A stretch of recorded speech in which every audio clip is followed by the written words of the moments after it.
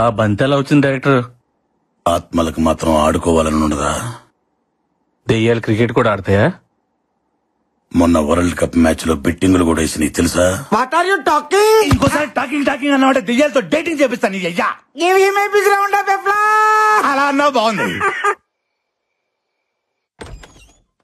Cinema చూపుతామా నీకు, cinema చూపుతామా Sinu సినుకి నీతో CD కుటితమామా మామ సినిమా చూపుతామా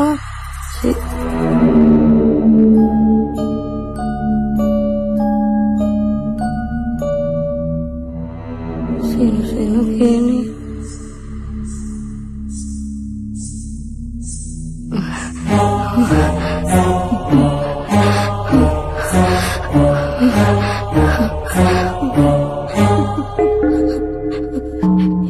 ఎవరు?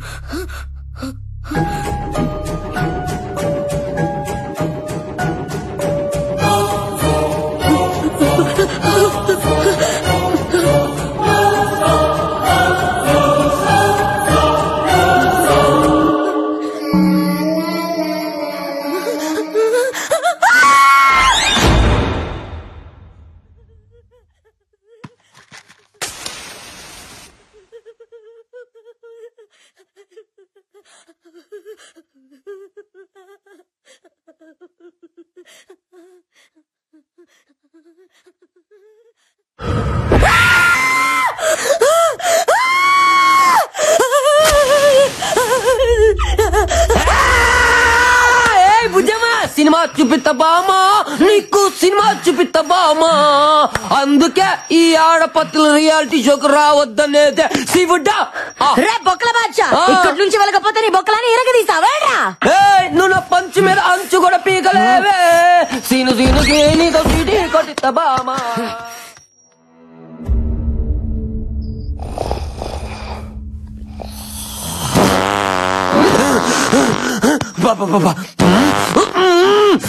అడ్డమైన గడ్డి తినడం, మా ఆయుష్తో ఆడుకోవడం.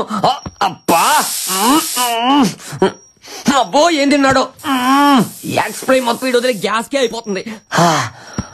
అమ్మా వీడు భయంతో బాత్రూమ్ కూడా వెళ్ళట్లేదేమో. మురుగు నేయాలు కోట్ల బోళ్ళ ఎలుకలు చచ్చిపోయి ఉంటాయి.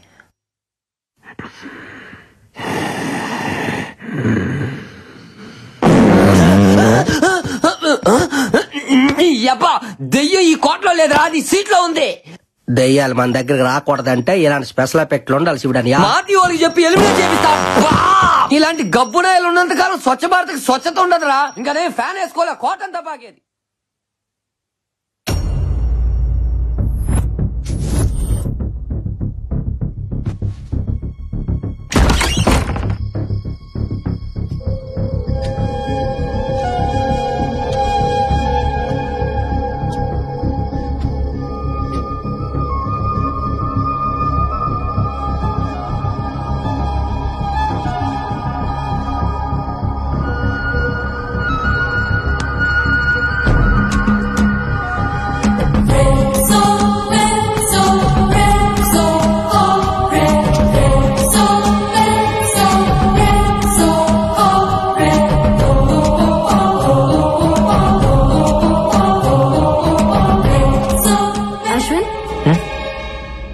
గేటంలో ఇక్కడేం చేస్తున్నావు? ఇక్కడ ఏదో ఉంది బాలా. మార్నింగ్ మనం క్రికెట్ ఆడుతున్నప్పుడు బాల్ వచ్చి అక్కడ ఆగింది. బట్ తర్వాత ఆ బాల్ దాని అంతటా అదే నా వైపుకి వచ్చింది. అది ఎలా వచ్చిందో అర్థం కావట్లేదు. మేబీ గాలికి వచ్చిండొచ్చుగా. ఎస్, గాలే. ఆ గాలి ఏ గాలి అని చూస్తున్నా. నీ మాటల్ని అర్థం చేసుకున్నాడు చాలా కష్టం అశ్విన్. అయినా నువ్వెప్పుడు ఎందుకు అదోలా ఉంటావు? ఏంటి? నేను చూసినప్పటి నుంచి అట్లాగే ఉన్నావు. ఇక్కడ రావడానికి నీకు కేవలం డబ్బులు ఒకటే ఇష్యూ కాదు, ఇంకేదో ఉంది. నీ కళ్ళలో చూసినప్పుడల్లా వాటి వెనక ఏదో కథ ఉందనిపిస్తుంది. చెప్పొచ్చుగా. ఎందుకు చెప్పాలి? సరే చెప్పకు. నాకు అన్నయ్య ఉన్నాడు, doctor Karthik.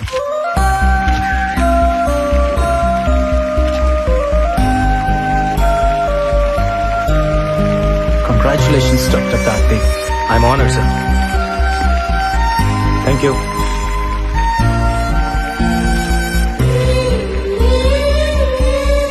Thank you. Sir, yeah, మీరు ప్రారంభించిన ఆర్గాన్ రెవల్యూషన్ నేటికి 150 మైలురాలు దాటింది. ఖరీదైన ఆర్గాన్స్ ని కూడా ఫ్రీగా ట్రాన్స్ప్లాంటేషన్ చేస్తున్నారు. ఇది మీ ఆశయం అనుకోవచ్చా? ఆశయాలు లక్ష్యాలు లాంటి పెద్ద మాటలు నాకు రావు. ఇష్టం, బ్రతుకంటే ఇష్టం. అది అందరికీ కావాలి. చావంటే ప్రాణం వదిలేయడం కాదు, జస్ట్ ఓ జీవితాన్ని వదిలేయడం అంతే. మన పెద్దవాళ్ళు చెప్తుంటారు కదా, మనం షర్టు మార్చుకున్నట్టు మన ప్రాణం ఈ శరీరాన్ని మార్చుకుంటుంది అని. అవయవదానం కూడా అలాంటిదే.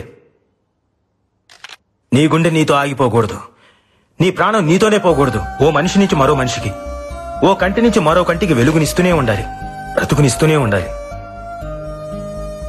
బ్రతుకు కంటే చావు ఎప్పుడూ చిన్నదే. బతకాలి అని బతుకనుకుంటే చావును చంపడం పెద్ద కష్టమేం కాదు. పుట్టుకెలాగూ మన చేతుల్లో లేదు. కనీసం చావునన్న మన చేతుల్లోకి తీసుకుందాం. ప్రాణం పోయిన తర్వాత కూడా బ్రతుకుందాం.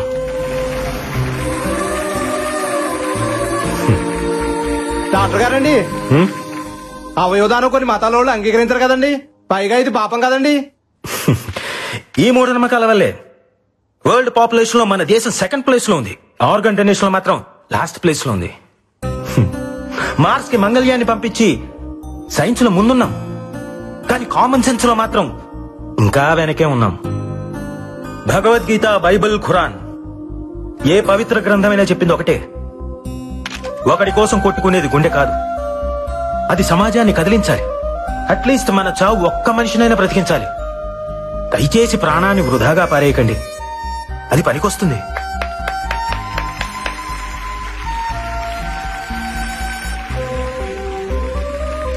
ఆర్గాన్ ట్రాన్స్ప్లాంటేషన్ గురించి సైన్స్ ఈ రోజు చెప్తోంది, కానీ మన పురాణాలు ఇప్పుడే చెప్పాయి. ఒక పావురం ప్రాణం కాపాడడం కోసం శిబి చక్రవర్తి తన తొడను కోసి తూకం వేశాడు. దదీచి తన వెన్నెముకను వజ్రాయుధంగా మార్చాడు. ఏమండే, మీరన్నట్టు అది పాపమే అయితే వాళ్ళంతా పుణ్యాత్ములు ఎందుకు అయ్యారు?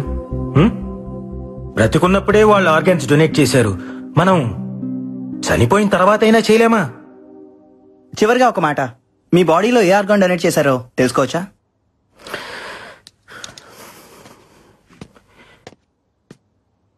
ఈ బాడీని డొనేట్ చేశాను.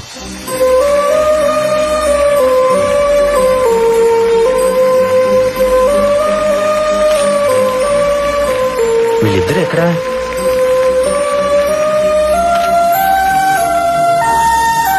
అరే, ఎక్కడికి వెళ్ళారమ్మా? ఈ రోజు నుంచి ఆమె ఆర్గాన్ డోనర్ అన్నయ్య. నేను కూడా. గుడ్ జాబ్ రా.